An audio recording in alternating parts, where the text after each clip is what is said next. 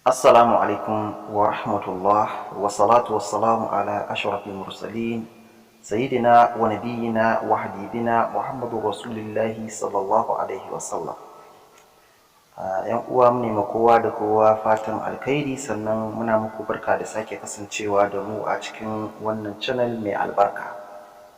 A yau insha Allahu ta'ala mun zo muku da wasu hanyoyi da kuma wata addu'a wacce ake gabatarwa domin a samu a dinga haddace karatu, a kowane irin karatu, na boko ne ko na arabi ne. Insha Allahu ta'ala in aka biyo mu insha Allahu za a samu nasara. Insha Allahu daga wannan lokaci za a ci gaba da samu ana haddace karatu, a samu a dinga cin jarabawa. Sannan bayan wannan insha Allah, bayan wannan bidiyo za mu yi muku kuma ta wadda kawai za mu shiga kai tsaye a su fa'idoji ne kawai na abubuwan da za ka rinka karanta a duk lokacin jarabawa. To amma abin da ya sa muka fara da wannan saboda yana da kyau a fara da abin da ma za ka fara haddace karatu. Idan an maka ka samu ka ringa haddacewa, saboda in kana ma haddacewa Allah taimake ka, kaga ko da yake da ita addu'a tana da fa'ida, tana da amfani, saboda wani lokaci ka yi ƙoƙarin ma za a iya kada ka.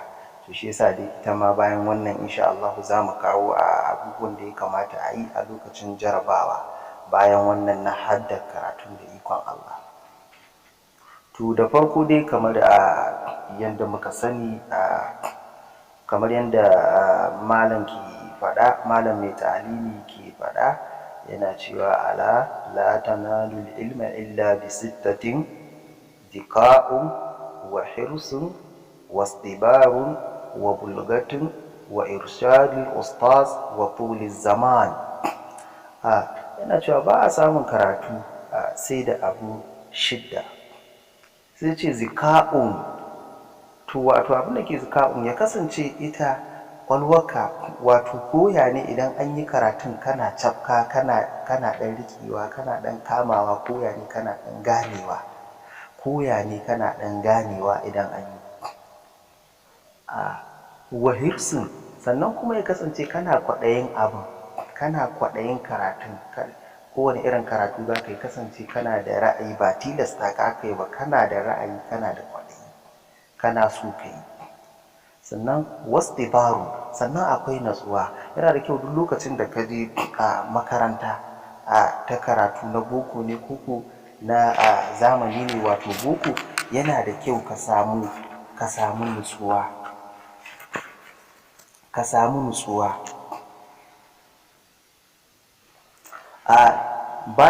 Bayan natsuwa sai ce wa bulgatun, sannan ka samu guziri. A duk lokacin da za ka je a makaranta, kada ka je kana jin yunwa ko abubuwa sun maka yawa. Yana da kyau a ce ka samu ka ɗan tanaji abin da za ka ɗan ɗauki nauyin kanka, ko wanda zai ɗan ɗauki nauyinka, koya ne, saboda kada ka tafi kana jin yunwa. Karatu kana jin yunwa sosai, ka sha wahala ƙasa kai waye, ba lalle in an yi ka kama ba, ka riƙe ba. Sannan wa irshadul ustaz, sannan yana da kyau da shi girmama malamin da yake baka karatun, ya kasance kana ganin girman shi, kana girmama shi. Saboda lokacin da ya kasance baka ganin girman shi malamin da ke baka karatu, na boko ne ko na arabi ne, to kaga ina magana karatu, babu albarka a cikin karatu. Ya kasance kana girmama shi. Sannan sai ya ce wa tuliz zaman, da tsawon zamani. Ba za ka ce yau kawai da ka je makaranta ba, kawai kai yanzu cikin ɗan kwanaki, cikin sati dai so kake kawai ka fahimci komi ba. Larabci ne kake so ka iya, ko turanci ne, ko wani abu kake so na wani karatu ka fahimta, ka ce kai lokaci guda kawai kake so ka fahimce shi, ba bai yiwa. Sai an ɗan ɗauki lokaci ana yi. To wa'annan, ina fata insha Allah wa'annan abubuwa guda shidda idan muka rike su, muka kiyaye su ma za su taka mana rawa insha Allah, za su ba mu matuƙar muhimmanci da fa'ida wurin haddace karatu kafin mu shiga ita zuwa addu'ar da ya kamata a fara a duk lokacin da ka je wurin ɗaukar karatu na boko ne koko na arabi ne. Sannan kuma akwai abin da yana da kyau duk karatun da kake in kana so ka haddace shi ka ringa nanata shi, saboda ita ƙwaƙwalwa tana da wasu ginshiƙai ko murfai kusan guda 3 ko 4. A duk lokacin da ya kasance kana karatu kana nanatawa yana ta rufe wannan hijaban ne, yana ta wuce waɗannan hijaban har ya je wurin abin da ake ce mazakiya, wato kamar mu ce memory card, yana zuwa can. To duk abin da ya je can to ba zai taɓa hita ba. Shi kuma zai sa abin ya je can, yawaita maimaitawa da nanatawa, maimaita karatun da za ka yi ta yi kana ta maimaita shi, kowane irin karatu ne kana so ka rike shi kana ta maimaita shi, to yana ta rufewar, yana ta wuce waɗannan hijaban na ƙwaƙwalwa har ya je wurin abin da ake ce mazakiya. To da ya je can ba zai taɓa fita ba, cikin ikon Allah ya zauna kenan, duk abin da ya je cikinta baya fita. Kamar malamai suna cewa akwai abubuwa guda biyu wanda a duk lokacin da suka faru su suna wucewa ne kai tsaye wurin zakiya, shi yasa ba a taɓa mantawa da su. Kamar farin ciki, dukkanin wani abu na farin ciki idan ya same ka kai tsaye, abu na matuƙar farin ciki da ya same ka kai tsaye yana shiga ne a can, yana wucewa ya je cikin zakiya. To shi yasa za ka ga duk wani abin da ya faranta mare sosai ba ka taɓa mantawa da shi, kai tsaye su suna zuwa ne, suna wuce waɗannan hijabai ne kawai, suna shiga a cikin zakiya. Sannan abu na baƙin ciki, dukkan abin da ya ɓata maka rai sosai, kai matuƙar baƙin ciki, kai tsaye shi ma yana shiga cikin zakiya ne, shi yasa ba ka taɓa mantawa da shi, za ka ga ba ka mantawa da abu. To fa'ida kenan, shi kuma dukkanin wani abin da ya kasance ba wa'annan ba sai a hankali zai ta wuce waɗannan hijabai har ya je can cikin zakiya, wacce ita ce yin abu ya je baya fita. To kada dai mai bidiyon ta tsawo, addu'an da ya kamata ka yi saboda samu kai tsaye cikin lokacin ana maka karatu cikin ikon Allah ya ka samu ba tare da ka sha wata wahala bai ranga wucewa cikin zakiya.